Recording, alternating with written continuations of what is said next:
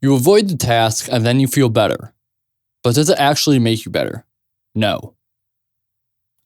What we do a lot of the times is we will avoid what we know we need to do. You know what you need to do, so why don't you do it? Because it gives you that relief. It gives you relief from having to actually do the thing. Even if the thing isn't that difficult, sometimes our minds can build it up to be difficult. And sometimes we will feel that internal resistance within. A lot of times, it's just the anticipation of doing that. Having that anticipation of having to do something is oftentimes far worse than the actual thing.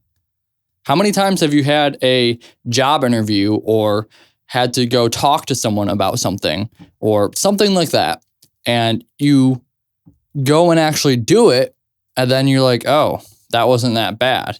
And you had spent hours before panicking about it. Hours before thinking about it and mulling it over and getting all anxious about it. And then you go and do it and you're like, oh, that wasn't as bad as I thought it was.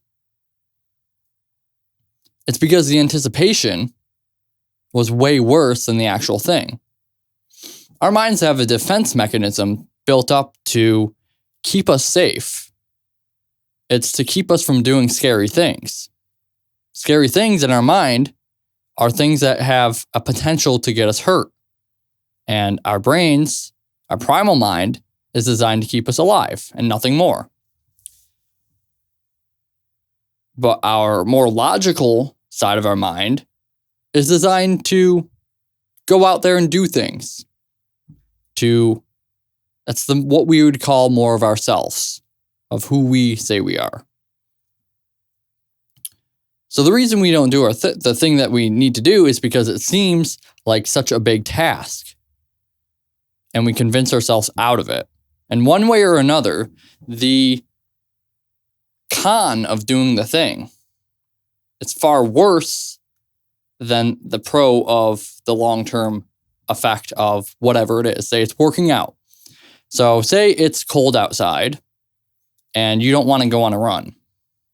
So you talk yourself out, even though you set out that you said you were going to do it the day before. You talk yourself out of it. It's because you don't want to have to go through that cold.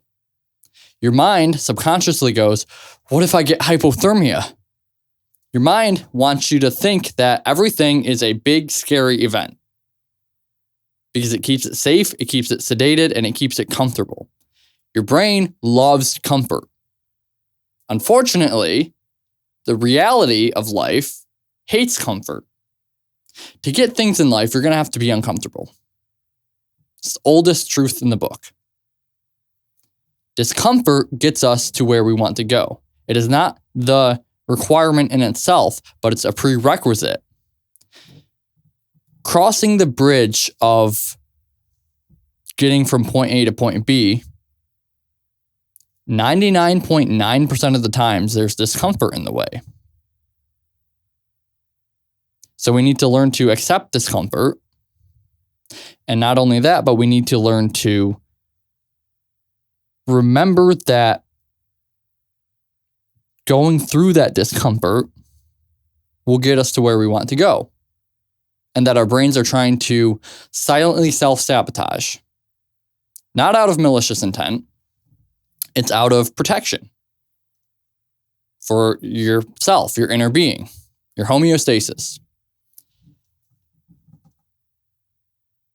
But we know that a lot of times our minds build up fantasies of things in our mind that are way too large, way too scary, way too... Our minds blow things out of proportion of how difficult things actually are. And we need to remember that the anticipation is so much worse than the actual thing. And oftentimes, if we can train ourselves to just act without second guessing, without overthinking things, we begin to get things done. We begin to actually be able to do things. Speed is important. That's why people say that speed is so important. because it'll get you to actually do things without overthinking. And if you shorten your reaction time between thing that you said you were going to do and doing the thing, if you get rid of that thought of, am I going to do this? And you just make it, I said I was going to do it, I'm going to do it. If you train yourself that way, you will get so much done. That is a world-changing thing for everybody. Simply training yourself to get things done and not considering if you're going to do it changes everything. That's what people get stuck in, right? Why do people fall off their New Year's resolutions? It's because they're asking themselves before they go and do the thing, should I do this? The answer is yes. Do it. You said you're going to do it. Go do it. Now, obviously, there is nuance. Things come up in life. There's a funeral. There is, I don't know, you have to help someone. It doesn't matter. Things come up in life. So there is nuance of consideration and whatnot, and sometimes things need to be weighed if it's worth doing. But 90% of the time, it's worth doing. 90% of the time, it sucks because that's the reality of life. Is that some of the times you're not going to be able to do the habit that you wanted to do every single day because things come up that are truthfully